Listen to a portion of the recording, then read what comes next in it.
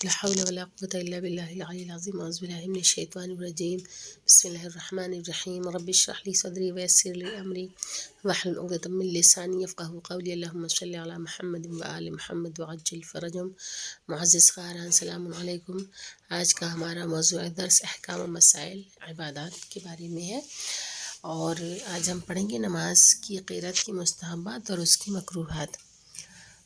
یہ جو درس آپ لوگوں کو دیا جا رہا ہے، اس کا PDF آپ سب کو بھیجا جا چکا ہے۔ اس کی آڈیو بنا کے ہمیں واٹس ایپ یا ٹیلی گرام پہ ضرور سینڈ کریں، اور جب درس اپلوڈ ہوتا ہے یوٹیوب پہ تو آپ لوگ لائک، شیئر اور کمنٹ ضرور کیجیے گا۔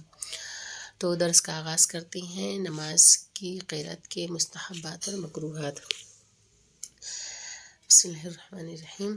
مسئلہ نمبر 1195۔ مستحب ہے کہ تمام نمازوں کی پہلی رکعت میں سورہ انا انزلنا کی تلاوت کی جائے، اور دوسری رکعت میں سورہ قل هو اللہ احد یعنی کہ سورہ توحید کی تلاوت کی جائے۔ مسئلہ نمبر 1196۔ مکروہ ہے کہ انسان دن اور رات کی کسی بھی ایک نماز میں سورہ قل هو اللہ احد نہ پڑھے۔ مسئلہ نمبر 1197۔ سورہ قل هو اللہ احد کو ایک سانس میں پڑھنا مکروہ ہے، کہ بغیر رکے ہم اگر پڑھتے ہیں تو مکروہ قرار دیا گیا ہے۔ مسئلہ نمبر 1198۔ نماز گزار سورہ قل هو اللہ احد کے علاوہ اگر کوئی سورہ پہلی رکعت میں پڑھے تو اس کا دوسری رکعت میں پڑھنا مکروہ ہے، لیکن اگر ایسا کرے تو اس کی نماز صحیح ہے۔ چنانچہ نماز گزار سورہ قل هو اللہ احد دونوں رکعتوں میں پڑھے تو مکروہ نہیں ہے۔ مسئلہ نمبر 1199۔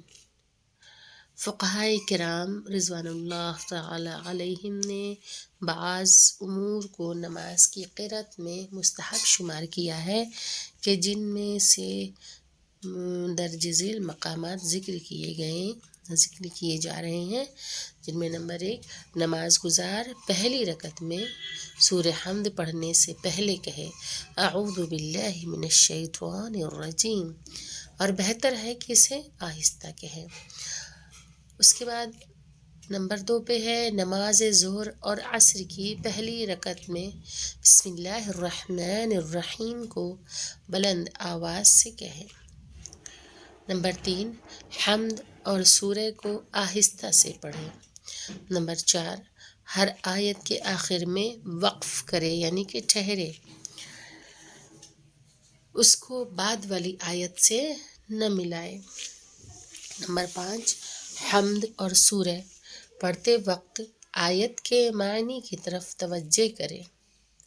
نمبر 6، اگر نماز کو جماعت سے پڑھ رہا ہے تو امام کی سورہ حمد ختم ہونے کے بعد، اور اگر فرادہ پڑھ رہا ہے تو سورہ حمد ختم ہونے کے بعد کہے الحمد للہ رب العالمین۔ نمبر 7، سورہ قل هو اللہ احد پڑھنے کے بعد 1 یا 2 یا 3 مرتبہ کذالک اللہ ربی یا کذالک اللہ ربنا کہے۔ نمبر 8، سورہ پڑھنے کے بعد تھوڑا انتظار کرے، پھر رکوع سے پہلے کی تکبیر کہے یا قنوت پڑھے۔ نمبر 9، جو شخص حمد، سورہ اور نماز کے دوسرے اذکار کو پڑھ رہا ہے، یعنی ذکر کی جمع اذکار ہوتے ہیں، یعنی مکمل نماز نہیں پڑھ رہا ہے بلکہ وہ صرف اذکار کو پڑھ رہا ہے، ذکر کو پڑھ رہا ہے، تو مستحب ہے کہ ایسی جگہ نماز پڑھے جہاں اپنی آواز کو سنے، اور شور و غل یا ہوا چلنے کی جگہ پر نماز پڑھنے سے پرہیز کرے۔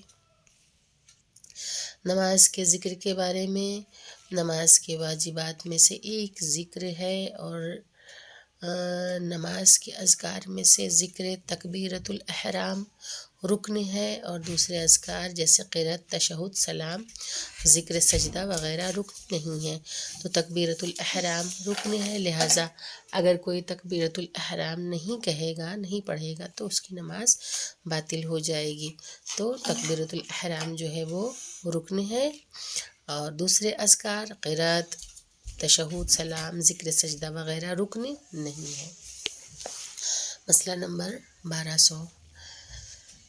جس وقت انسان نماز میں تکبیرۃ الاحرام، قرأت یعنی کہ سورہ حمد، تسبیحات اربعہ، رکوع اور سجود کا واجب ذکر یا نماز کے دوسرے واجب اذکار کہنے میں مصروف ہو، ضروری ہے کہ اس کا بدن حرکت نہ کرے، اور اگر تھوڑا آگے یا پیچھے ہونا چاہے تو بدن کو دائیں یا بائیں طرف حرکت دینا چاہے تو اس وقت کچھ نہ پڑھے.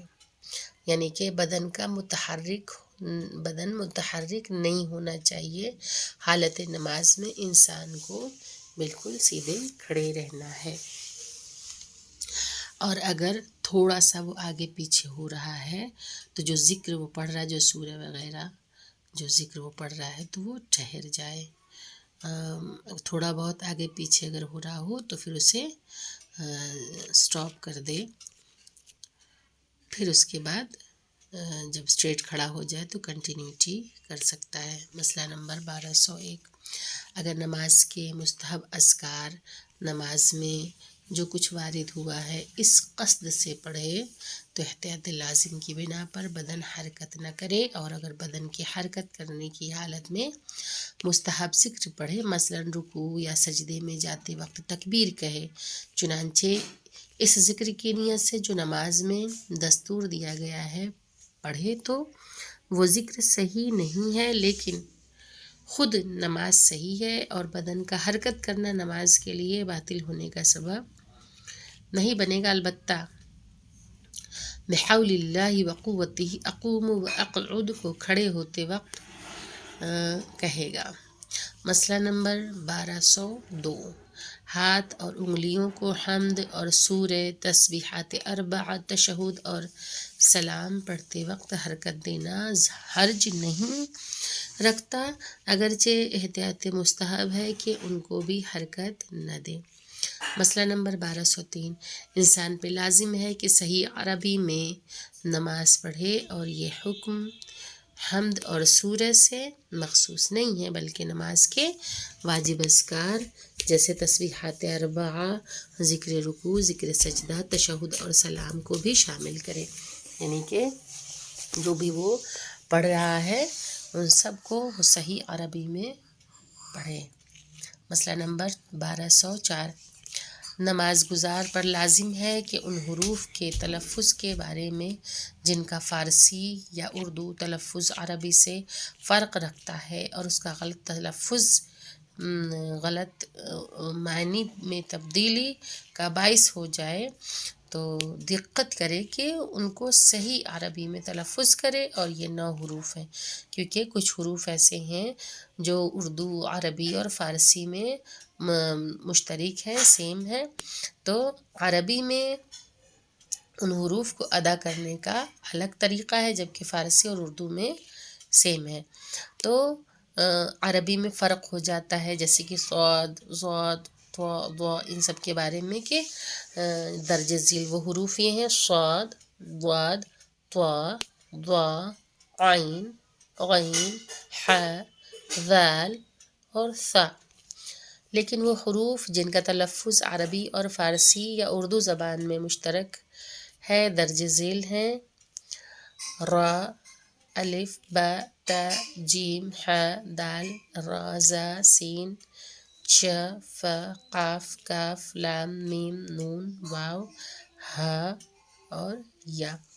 یہ دونوں زبانوں میں ان کے ادا کرنے کا طریقہ سیم ہے، لیکن صاد، ضا، طا، ضا، عین، غین، ح، ذال، ثا ان کا طریقہ عربی زبان میں ادا کرنے کا الگ ہے. تو اسے اگر انسان کو اپنی نماز اور قرأت اور دوسرے اذکار درست کرنا ہے، صحیح نماز پڑھنا ہے، تو انہیں ان تمام چیزوں کا تلفظ صحیح کرنا پڑے گا، تو ہی وہ صحیح طریقے سے ان کی ادائیگی کر سکتا ہے۔ چنانچہ نماز گزار ان حروف کو اسی فارسی یا اردو زبان میں تلفظ کرے کافی ہے، اگرچہ اس کا فصیح عربی میں تلفظ کرنا زیادہ مناسب ہے۔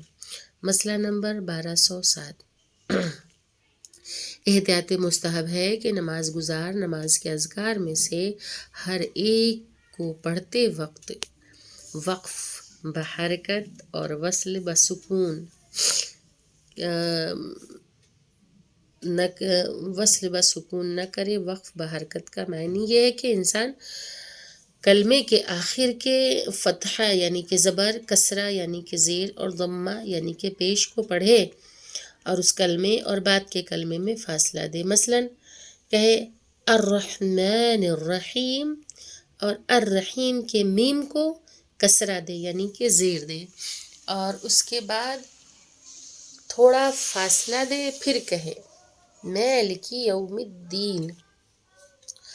اور وصل بسکون کا معنی یہ ہے کہ انسان کسی کلمے کے فتحہ اور کسرہ اور ضمہ کو نہ پڑھے اور اس کلمے کو دوسرے کلمے سے ملا دے، جیسے کہے کہ الرحمن الرحیم تو الرحیم کے میم کو کسرہ نہ دے اور فوراً مالک یوم الدین کہے، الرحمن الرحیم مالک یوم الدین۔